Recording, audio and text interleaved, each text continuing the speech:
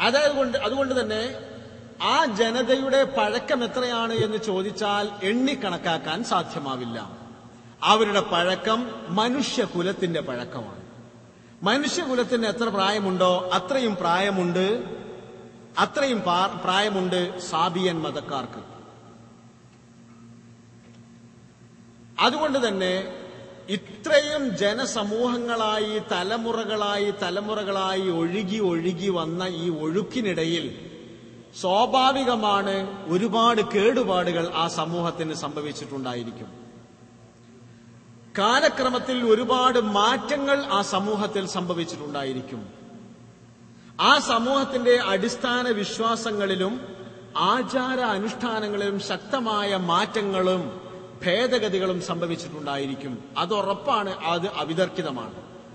അതുകൊണ്ട് തന്നെ എന്തായിരുന്നു അവരുടെ അടിസ്ഥാന വിശ്വാസങ്ങൾ എന്ന് പറയാൻ നമുക്കിപ്പോ കഴിയില്ല. കാരണം അവരെ സംബന്ധിച്ച് അത്ര തന്നെ വലിയ തെളിവുകളില്ലല്ലോ.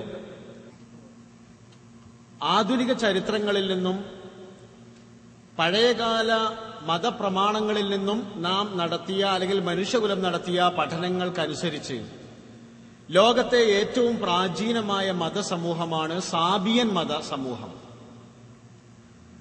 അവരുടെ ഗ്രന്ഥങ്ങളിൽ അവകാശപ്പെടുന്നത് പോലെ, അവരിലെ പ്രമാണങ്ങളിൽ അവകാശപ്പെടുന്നത് പോലെ, അവരുടെ പ്രമാണങ്ങൾ സൂചിപ്പിക്കുന്നത് പോലെ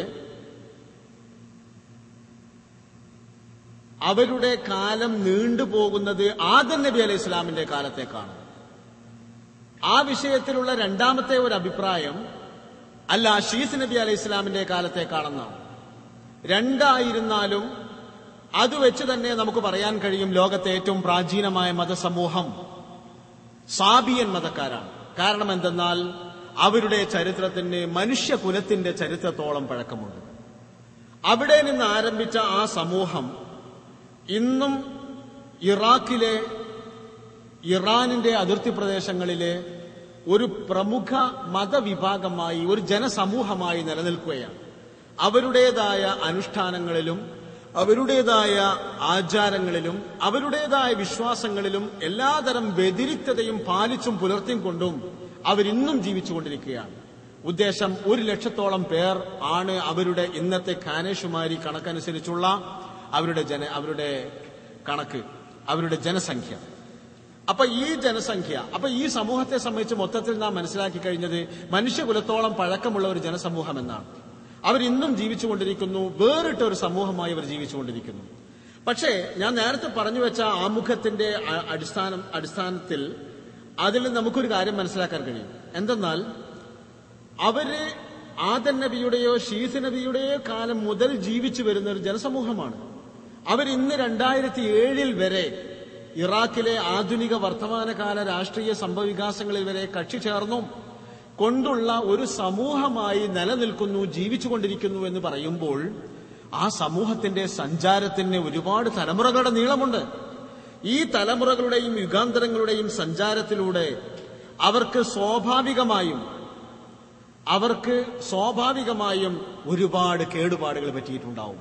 അവരുടെ വിശ്വാസങ്ങളിൽ, അവരുടെ കർമ്മങ്ങളിൽ, അവരുടെ ആചാരങ്ങളിൽ, അവരുടെ അനുഷ്ഠാനങ്ങളിൽ, അവരുടെ എല്ലാ കാര്യങ്ങളിലും സാരമായ ഭേദഗതികൾ വന്നിട്ടുണ്ടാവും.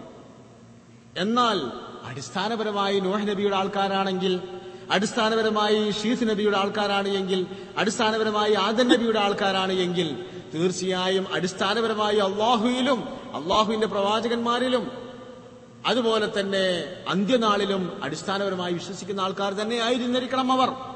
പക്ഷേ വന്ന് അവരിപ്പോൾ വേറെ ഏതോ ഒരു കോലത്തിലായി തീർന്നിരിക്കുകയാണ്.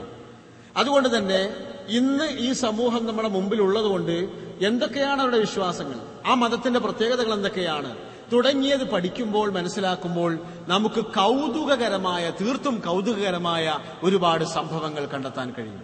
അതെന്തൊക്കെയാണ് എന്നാണ് ഇന്നത്തെ ഈ ക്ലാസ്സിലൂടെ നാം അന്വേഷിക്കുന്നത്, അല്ലെങ്കിൽ പഠിക്കാൻ ശ്രമിക്കുന്നത്. ഒന്ന്, അവരെ സംബന്ധിച്ച്, സാബിയൻ മതക്കാരെ സംബന്ധിച്ച് ഇന്ന് മിന്ദായികൾ എന്നും പറയപ്പെടും. മിന്ദായികൾ അതായത് മിന്ദായിയൻ സാബിയൻ മതക്കാർ എന്ന പേരിലാണ് അവർ അറിയപ്പെടുന്നത്. ഇന്നും അവർ നിലനിൽക്കുന്നുണ്ട് എന്ന് നാം നേരത്തെ പറഞ്ഞു. അവരുടെ പുണ്യപുരുഷൻ ആരാണ്? അവരുടെ മതം ആദം നബിയുടെ കാലത്തിൽ നിന്ന് ആരംഭിച്ചതാണ്,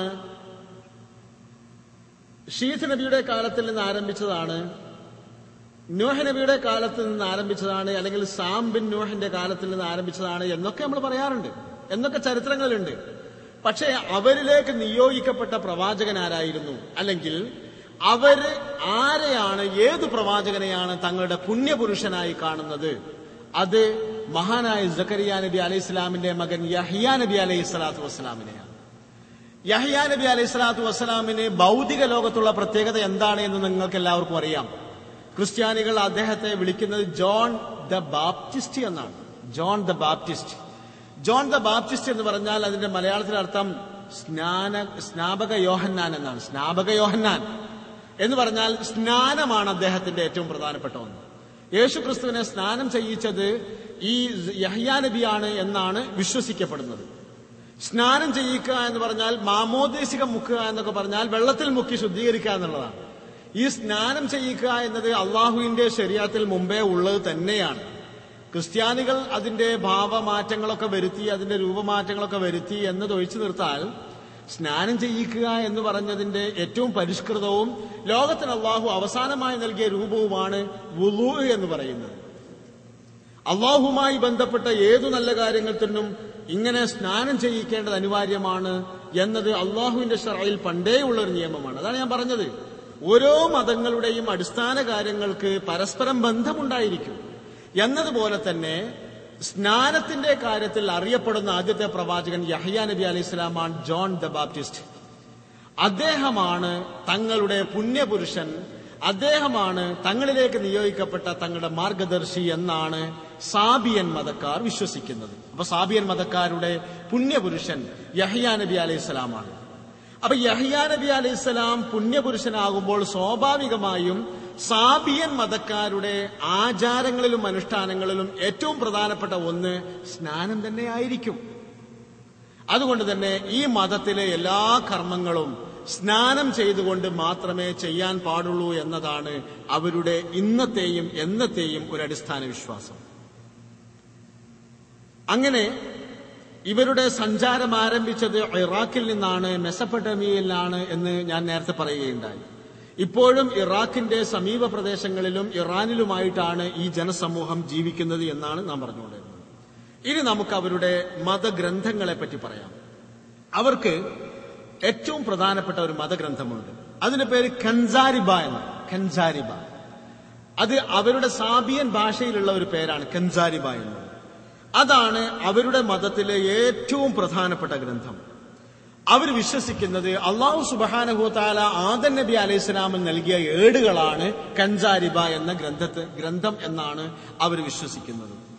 അതിൽ ഈ ലോകത്തിന്റെ പ്രപഞ്ചത്തിന്റെ ഘടനയെ സംബന്ധിച്ചും സൃഷ്ടിപ്പിനെ സംബന്ധിച്ചുമെല്ലാം ഉണ്ട്. അതായത് ആദ്യ അധ്യായത്തിൽ, ബൈബിളിലെ ആദ്യ അധ്യായം ഉൽപ്പത്തി എന്ന അധ്യായമാണല്ലോ, അതിൽ പറയുന്നതെല്ലാം ആദം നബിയുടെ സൃഷ്ടിപ്പ്, ഹവ്വാ ബീവിയുടെ സൃഷ്ടിപ്പ്, അങ്ങനെ പ്രവാചകന്മാരുടെ വരവ് തുടങ്ങിയ ചരിത്രങ്ങളാണ്, ഉൽപ്പത്തിയാണ് പറയുന്നത്. എന്നതുപോലെ തന്നെ ഈ സാബിയൻ മതക്കാരുടെ ഏറ്റവും ഒന്നാമത്തെ ഗ്രന്ഥമായ കൻസാരിബ എന്ന അവരുടെ ഈ ഗ്രന്ഥത്തിൽ പരാമർശിക്കപ്പെടുന്നത് പ്രപഞ്ചത്തിന്റെ സൃഷ്ടിപ്പിനെ സംബന്ധിച്ചും അതുപോലെ തന്നെ അള്ളാഹുവിന്റെ പ്രതിനിധിയെ സംബന്ധിച്ചും അള്ളാഹുവിന്റെ പ്രതിനിധാനത്തെ സംബന്ധിച്ചും അതിനെ തുടർന്നുണ്ടായ ചരിത്രങ്ങളെ സംബന്ധിച്ചുമെല്ലാമാണ്. ഈ ചരിത്രം, ഈ ഗ്രന്ഥം ഇന്നുമുണ്ട്. കൻസാരിബ എന്ന ഈ ഗ്രന്ഥമുണ്ട്. അത് 1815 ആദ്യമായി അതിനെ അച്ചടിക്കുകയുണ്ടായി. അത് കോപ്പൻഹാഗനിലാണ് ആദ്യമായി പ്രസിദ്ധീകരിച്ചത്. കോപ്പൻഹാഗൻ നമുക്കറിയാം, വളരെ ഫെമിലിയർ ആയ ഒരു പേരാണ്, സ്ഥലമാണ്. കാരണം എന്തെന്നാൽ അത് മഹാനായ നബി സല്ലല്ലാഹു അലൈഹി വസല്ലമ തങ്ങളെ രൂക്ഷമായി അധിക്ഷേപിച്ച, അവഹേളിച്ച ഡെൻമാർക്കുകാരുടെ തലസ്ഥാനമാണല്ലോ. അവിടെയാണ് ആദ്യമായി അത് പ്രസിദ്ധീകരിച്ചത്. ആ സ്ഥലത്തിന് അങ്ങനെ ഒരു കുപ്രസിദ്ധി ഉണ്ടായതുകൊണ്ട് ആ സ്ഥലത്തെ പറഞ്ഞു എന്ന് മാത്രം. അത് ആണ് അവരുടെ ഒന്നാമത്തെ ഗ്രന്ഥം. രണ്ടാമത്തേത് ദറാഷ ഇദീഹ എന്ന് പറഞ്ഞ ഒന്നാണ്. അത് യഹ്യാ നബി അലൈഹിസ്സലാം അവർക്ക് നൽകിയ ഉപദേശങ്ങളുടെ ഒരു സമാഹാരമാണ്, അവരുടെ ഗ്രന്ഥമാണത്. യഹ്യാ നബി അലൈഹിസ്സലാമിന്റെ അധ്യാപനങ്ങൾ മാത്രമല്ല, അദ്ദേഹത്തിന്റെ ജീവചരിത്രം തുടങ്ങിയതെല്ലാം ഉൾക്കൊള്ളുന്ന ഒരു ഗ്രന്ഥമാണ് അവരുടെ മതത്തിലെ രണ്ടാമത്തെ പ്രമാണ ഗ്രന്ഥമായ ഈ പറഞ്ഞ ഗ്രന്ഥം. മൂന്നാമത്തേത് അൽ ഫലസ്ത എന്ന് പറഞ്ഞ ഒരു ഗ്രന്ഥമുണ്ട് അവർക്ക്. ആ ഗ്രന്ഥത്തിലാണ് വിവാഹത്തോടനുബന്ധിച്ചുള്ള ആഘോഷങ്ങൾ, വിവാഹത്തെ സംബന്ധിച്ചുള്ള മതപരമായ നിയമങ്ങൾ തുടങ്ങിയ കാര്യങ്ങളെല്ലാം പരാമർശിക്കുന്നത് അൽ ഫലസ്ത എന്ന അവരുടെ ഗ്രന്ഥത്തിലാണ്. അത് കഴിഞ്ഞാൽ അവർക്ക് മറ്റൊരു ഗ്രന്ഥമുണ്ട്, സിദ്റ ഇന്ദിമാഷ എന്ന ഇൻഷിമാദ എന്ന ഇൻഷിമാസ, സിദ്റ ഇൻഷിമാസ. അതിൽ പറയുന്നത് സ്നാനം ചെയ്യിക്കുന്നതിന്റെ നിയമത്തെ സംബന്ധിച്ചാണ്.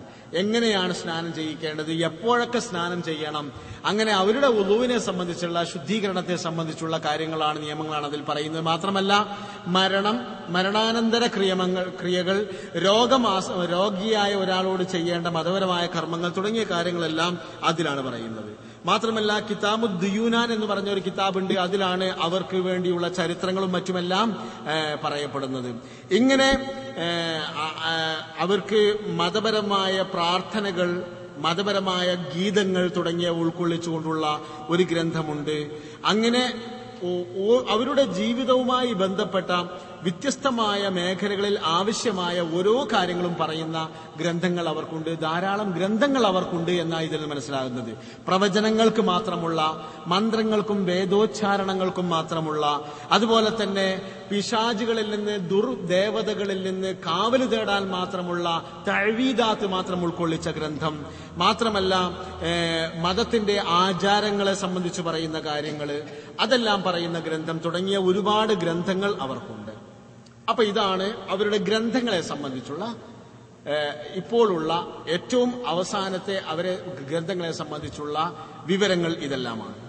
ഇനി അവരുടെ മതത്തിലെ പുരോഹിതന്മാരെ സംബന്ധിച്ച്, അവരിലെ പുരോഹിതൻ, ഏറ്റവും പ്രധാനപ്പെട്ട പുരോഹിതൻ, ഒരു പുരോഹിതനെ ചുറ്റിപ്പറ്റിയാണ് പൗരോഹിത്യത്തിന്റെ മതങ്ങളിൽപ്പെട്ട ഒരു മതമാണ് സാബിയൻ മതവും.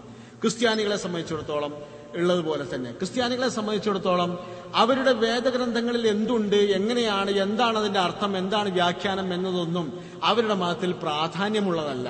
കാരണം എന്തെന്നാൽ അവരുടെ പുരോഹിതൻ എന്ത് വ്യാഖ്യാനം നൽകുന്നു എന്നതാണ്, അല്ലെങ്കിൽ മതമേലധ്യക്ഷന്മാർ എന്ത് വ്യാഖ്യാനം നൽകുന്നു, എന്ത് നിലപാടെടുക്കുന്നു എന്നതാണ് പ്രധാനം.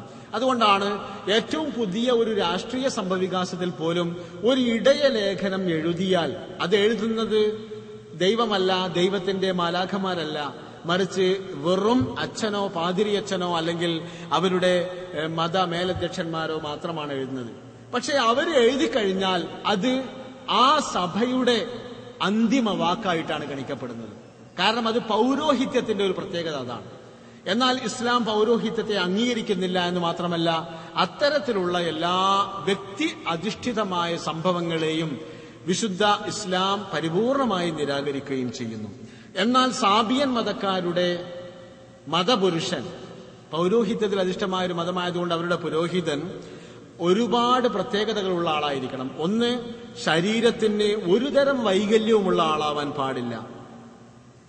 രണ്ടാമത്തേത്, ഇന്ദ്രിയങ്ങൾ എല്ലാം കൃത്യമായി പ്രവർത്തിക്കുന്ന ആളായിരിക്കണം, ഒരുതരം വൈകല്യങ്ങളും ഉണ്ടാവാൻ പാടില്ല. വിവാഹം കഴിച്ച ആളായിരിക്കണം, വിവാഹത്തിൽ കുഞ്ഞ് ജനിച്ച ആളായിരിക്കണം. മാത്രമല്ല വിചിത്രമായ മറ്റൊന്ന്, അവരിലെ പുരോഹിതന്മാർ ഒരിക്കലും ചേലാകർമ്മം ചെയ്യാൻ പാടില്ല. മാത്രമല്ല ആ പുരോഹിതൻ പറയുന്ന എല്ലാ കാര്യങ്ങളും ജീവിതത്തിന്റെ ഏതു ഭാഗത്താണെങ്കിലും മതാനുയായികൾ പാലിച്ചിരിക്കണം. അദ്ദേഹം പറയുന്നതായിരിക്കും മതത്തിലെ അന്ത്യവാക്ക്. ഇങ്ങനെയുള്ള ഒരു സമ്പൂർണമായ ഒരു പൗരോഹിത്യ സ്വഭാവമാണ് അവരിലെ മത പുരോഹിതന്മാർക്ക് അല്ലെങ്കിൽ മതപുരുഷന്മാർക്ക് ആ സമൂഹം അല്ലെങ്കിൽ ആ മതം നൽകിയിരിക്കുന്നത്. അത് ഏറ്റവും പ്രധാനപ്പെട്ട അവരുടെ മത പുരോഹിതന്റെ പ്രത്യേകതയാണ്. അത് കഴിഞ്ഞാൽ പിന്നെ ചെറിയ ചെറിയ ഉത്തരവാദിത്തങ്ങളുള്ള, ഡ്യൂട്ടികളുള്ള ഒരുപാട് തരം പുരോഹിതന്മാർ അവരുടെ സമൂഹത്തിലുണ്ട്. ഉദാഹരണമായി അൽ ഹലാലി എന്ന് പറഞ്ഞ ഒരു സമൂഹമുണ്ട്, പുരോഹിത സമൂഹമുണ്ട്. അവര് ഷമ്മാസ് എന്നും പറയുന്നുണ്ട്. അവർ ചെയ്യേണ്ട കാര്യം മരണാനന്തര ക്രിയകൾ മാത്രമാണ്. മാത്രമല്ല പൊതു ചടങ്ങുകൾക്ക് വേണ്ട അറവ് നടത്തേണ്ടത് ഹലാലി എന്നു പേരുള്ള പുരോഹിതന്മാർ മാത്രമാണ്. മാത്രമല്ല അദ്ദേഹം കന്യകയെ മാത്രമേ വിവാഹം ചെയ്യാൻ പാടുള്ളൂ. അകന്യകയായ ഒരു സ്ത്രീയെ ആ ഹലാലി എന്ന് പറഞ്ഞ പുരോഹിതൻ വിവാഹം ചെയ്യുകയാണ് എങ്കിൽ അവന്റെ സ്ഥാനങ്ങൾ എല്ലാം അതോടുകൂടെ തന്നെ നഷ്ടപ്പെട്ടു പോകും എന്നാണ് പറയുന്നത്. രണ്ടാമത്തെ ഒരു വിഭാഗമുണ്ട് തെർമീദ എന്ന് പറയുന്ന തെർമീദ, അതുപോലെ തന്നെ അബീസഖ്, കൻജീബ തുടങ്ങിയ ഒരുപാട് തരം മതപുരോഹിതന്മാർ അവർക്കിടയിലുണ്ട് എന്നാണ് പറഞ്ഞു വരുന്നത്.